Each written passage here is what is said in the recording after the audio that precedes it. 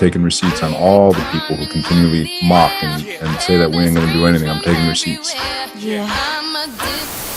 What's up, Jets fans? It's Christian from the Jets Report, and I'm back with a very special guest, James, and we're going to be starting our first episode of the Taking Receipts podcast. How's it going, James? Going on. Happy to be on. Happy to talk about our Jets. Yes, sir. Yes, sir. You know, we're going to be doing this podcast once a week, kind of recapping last week's game and looking ahead to the next week. So, James, you want to start us off? Yeah, I think I'd like to start off by talking about our rookies. I think that it's been pretty astonishing to see how quickly they're developing. We knew they were going to be good. We had a feeling it was going to be a good draft class, but just to watch guys like Sauce Gardner, Garrett Wilson, Breece Hall have the immediate impact that they've been having, it's been pretty special. And they're like the main reason that we are where we are right now. Nobody expected us to be 4-2 at this point.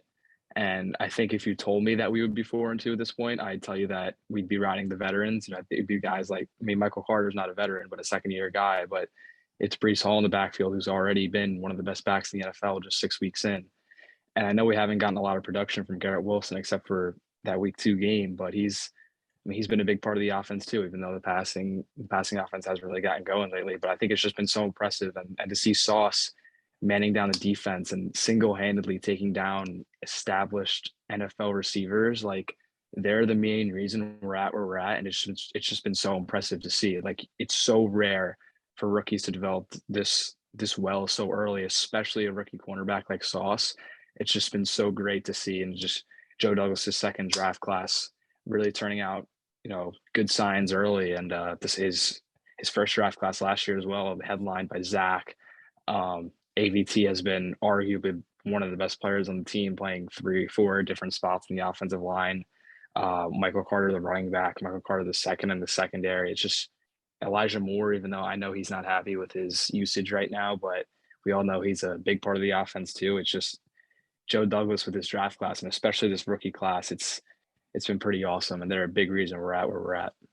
Yeah, absolutely. And, you know, something that's really cool to see is this respect for our past 2 draft class really spreading across the NFL. I mean, if you look directly with the Vegas betting odds, you see that Sauce and Breece are currently the both favored to win offensive and rookie defensive of the year in their respective positions. And, you know, we got guys like you said, there are guys all over at key positions. We got Breece, Garrett, Sauce, like from this draft class alone. Jermaine Johnson sometimes goes under the radar. All those guys are playing key positions and key roles, and it's translating to wins right away, which is awesome to see. Personally, I thought this development would take a little bit longer, like you said, but, you know, they're making an impact right away, and I think that's a lot to say about Joe Douglas and Robert Saleh and their coaching and their scouting and everything they've put into these past 2 draft classes. It's been absolutely awesome. You know, it's great to see. Just adding on to that real quick, like I said yesterday, that this is like the happiest I've been with the Jets team since 2015 when they went 10-6. And the differences between that team and this team, like Ryan Fitzpatrick was a starting quarterback. He was at the tail end of his career. Brandon Marshall was our leading receiver at the tail end of his career. Eric Decker at the tail end of his career. And now we're literally riding off the guys who are all 25 and younger. Quinnen Williams, Sauce, AVT, Breece Hall, Zach, they're all under 24, in fact, I think, which is just incredible because that means we have them here for at least another 2 to 3 years, excluding the fact that hopefully we re-sign the majority of them.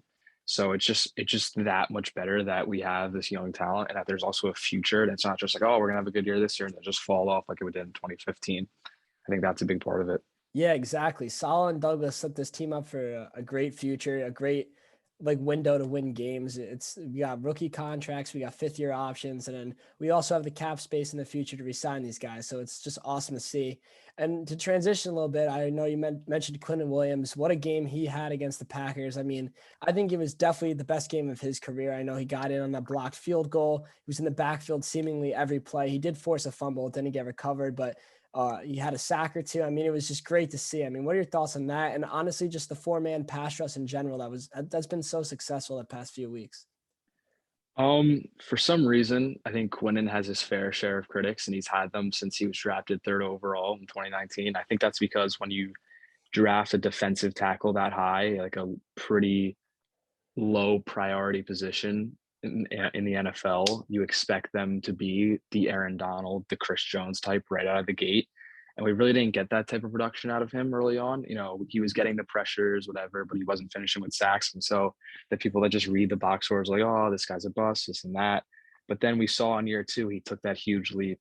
Last year, he was solid again. And now this year, it's like, wow, this guy's like at the top of the league at his position. Like he's up there with Aaron Donald. He's up there with Chris Jones. He's up there with what's his name from the Titans. But I think he's just been spectacular. Another big reason that this defense has been what it is the past few weeks. And and then branching off to the rest of the defensive line, I think a guy that doesn't get enough credit is Carl Lawson. Again, another guy that doesn't show up in the box score a lot, but you know, he's so effective with his stunts and bringing over that left tackle towards the middle of the offensive line, opening up for guys like Quinnen, Sheldon Rankins to get sacks. And that's not something you see in a box score, but something you see on the film. And he's been so effective with that, and something we've been missing for the past, like, I don't know, 8 years. And so I know going into this week, he was like second in the NFL in quarterback hits, which is just, that's the type of guy he's been his whole career. He's always, you know, tallied up the pressures, the QB hits, but never the sacks, which is totally fine because at the end of the day, if you pressure the quarterback, you're going to have success. You don't always have to sack them. But I think a huge reason of why the defensive line has been so effective is because of those two. And then another guy that doesn't get enough credit is Breece Hall. He was also inactive the first 2-3 weeks of the season for whatever reason. I don't know. I mean, I know the Jets wanted to take more of a approach to the run game, and they thought that he didn't give them quite an advantage in that area, which is fine. But ever since he's gotten that opportunity, he's been awesome. You know, I don't think he has any sacks, but another guy that just tallies up pressures, puts pressure on the quarterback, and again, gives those interior guys a chance to rally up sacks. And he's just been really good. I'm really happy with the way his defensive line has developed, because I know Saleh made it a point when he first got hired to say that, you know, in San Francisco, they were so successful because that defensive line was so good. And they didn't need superstars on the back end, even though it looks like we have them right now. The defensive line has been so dominant the past few weeks. And they're stopping offenses. I mean, they made Aaron Rodgers look like a guy who's not Aaron Rodgers, which is super impressive. So I've been super happy with that group. I think it's the best we've been in that area in a long time. And I think that those guys have really stepped up. Yeah, absolutely. I mean, I'm all for paying Quinnen Williams. I'm sure you are too. It's a big contract year for him. And listen, he's proved that he's a true difference maker. I mean, he's one of those guys that's just a game wrecker. You got to offense coordinators are forced to like solely game plan for him and try to shut him down. And when he gets all that attention, then obviously, like you said, other guys like Carl Lawson, Breece Hall, they start making even more of a difference when less of the attention's on them. And I mean, honestly, we could highlight the whole defensive line after the Packers performance. I know JFM had a great game. I know some people were a little critical of him, saying that he kind of took a step back after the contract, but honestly, he's been playing well this year. He had I think he had a sack against the Packers, which was awesome. And Sheldon Rankins also got himself a sack too. So, you know, just 2 more guys making an impact, making a difference. It's just awesome to see, because this defense is so good when we're getting to the quarterback, and the quarterback gets rushed, and we have a great secondary. We force turnovers, incompletions, and 3 and outs. And it's just awesome to watch. And it's so fun to see. It's just such a suffocating scheme and defensive system. But now moving on, I mean, I feel like we have to talk about Zach Wilson, this performance. Obviously, he's 3-0 to start this season as a starter. Some people are very critical of him, saying he's just managing games, relying on the defense, relying on the run game. And honestly, listen, that's probably true, but he's winning games, which I find is the most important stat for a quarterback, in my opinion. But also, he's making the key plays at the right time. I mean, I feel like there's always 1 or 2, maybe even 3 or 4, like momentum changing throws that he makes in a game to win a football game. Looking back at this most recent game against the Packers, that rollout play action to Corey Davis was just awesome. I mean, it kind of reminded me of the Tennessee play from last year a little bit. Obviously, it didn't result in a touchdown, but it was a great ball, great play design by Mike LaFleur, and huge momentum-changing play. As the next play after that, Braxton Berrios scored a touchdown. So I just want to know your thoughts on Zach Wilson's season in general and his most recent performance and specifically. Yeah, I think going back to when we drafted Zach, there's that one clip of Saleh talking to him where he's like, this organization is going to lift you, not the other way around. And after Zach missed the first 3 games this year, we were at 1-2, and it was like, well, we kind of need Zach to come back and lift this franchise. And versus Pittsburgh, that's exactly what he had to do. Down 20-10 in the fourth quarter, he basically put the team on his back. He went, I think, 10 of 12, like 128 yards and 2 touchdowns. And we were like, holy crap, this guy's the guy.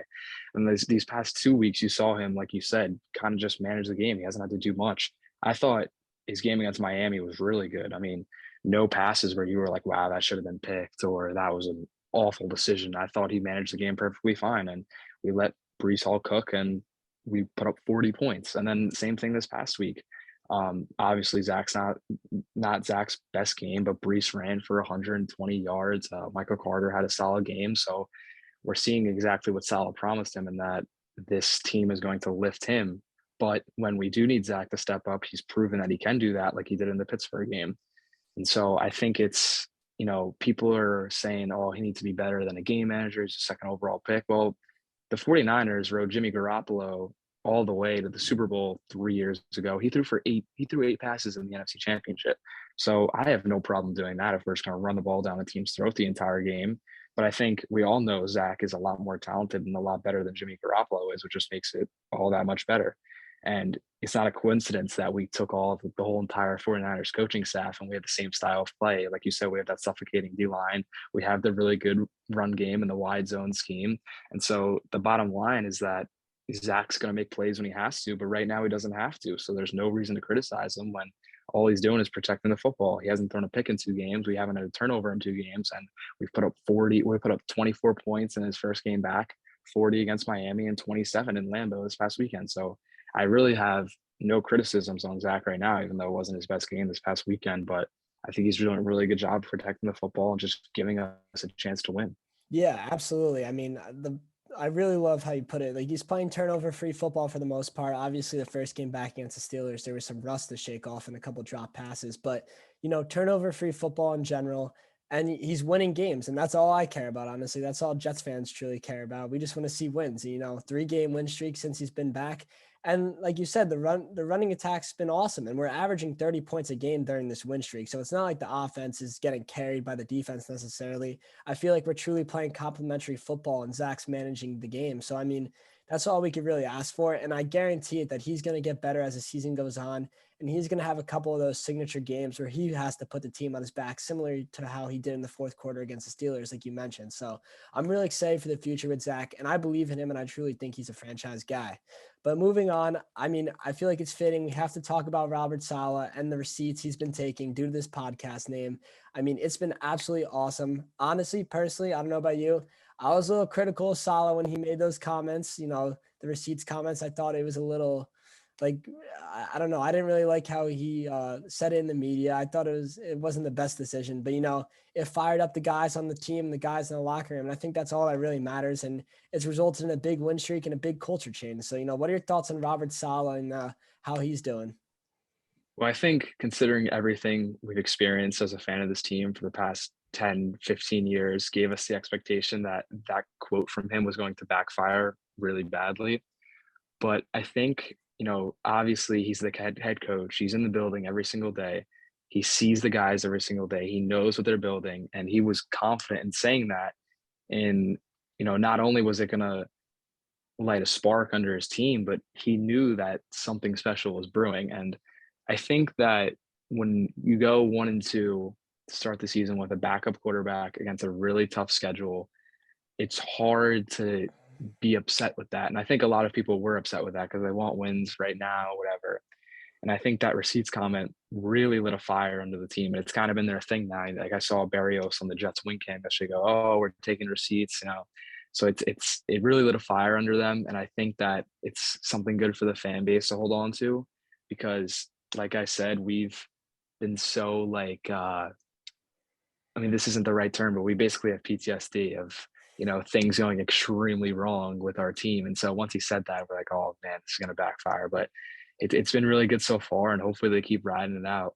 Yeah, absolutely. I mean, you could really tell the guys are rallying around it. I know you said Barrios saying into the win cam, but you got guys like Sauce Gardner in a post-game interview. Like, these guys know that the Packers chose to play us after their London game. They could have had a bye or they could have picked their opponent, and they picked us. And the guys are really rallying around that. I mean, that type of stuff, they're clearly being told that by someone in the organization, whether it's Saleh himself or, some other figure. But, it's just awesome to see that these guys are rallying around something, and the culture has truly been changed. I know it's only been a 3-game win streak, but you could just truly see around the energy around the building, and just like what these guys, like, they're all rallying around each other. Everyone wants to be there. No one's there just for the contract or the money. Like they all truly love each other. They all truly love playing football. And it's awesome to see that they're rallying around Robert Saleh.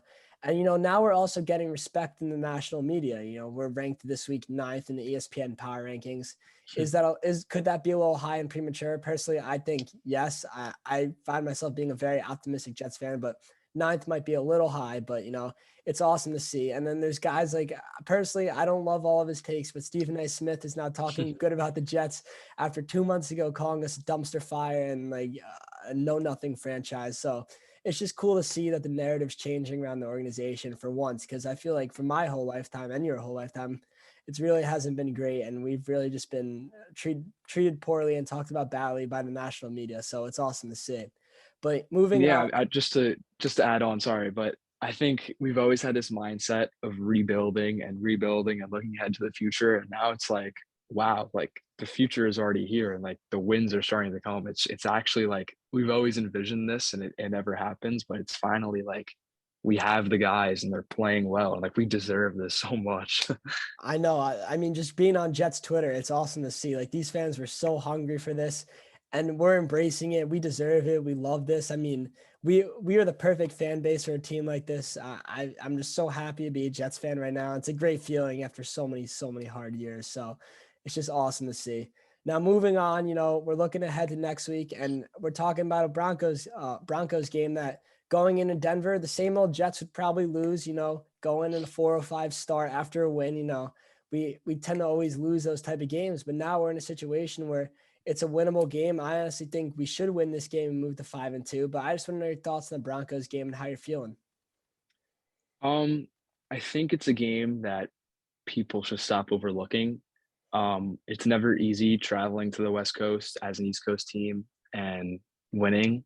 And I also think the Broncos have a really, really good defense. I think it's really similar to the Packers defense, which our passing game struggled against this past weekend, and that they have a really strong back end. The Packers have Jair Alexander, who's one of the best corners in the game, and the Broncos have Patrick Surtain, who's already one of the best corners in the game after playing a year and a half.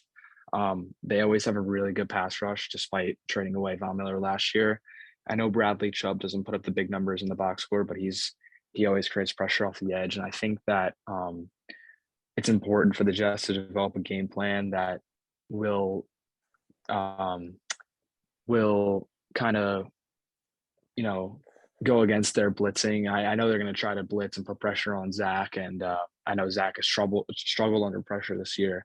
So it's important for LaFleur to help him out a little bit in that area. But hopefully we have the run game going a little bit like we did last week, or else I think our offense could be in for a long day. But on the other side of the ball, obviously the Broncos have struggled a lot this year. But as long as Russell Wilson is playing, I think he's still really talented. He's still one of the best in the league, in my opinion.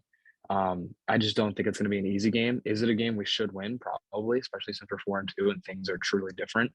But I don't think it's a game that should be overlooked. And I know that, we have the Patriots coming up after that, the Bills coming up after that. So 2 or 3 division games in a row, that'll be really important. And hell, will we make the playoffs or not?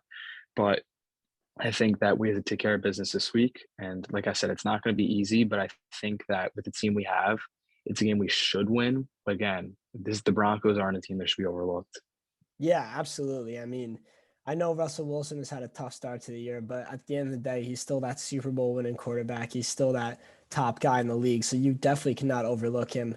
I know he is dealing with the hamstring injury. At this point, we don't know whether he's playing or not, but some people around the organization do believe it's a fairly significant injury. So there's a chance we don't play Russell Wilson.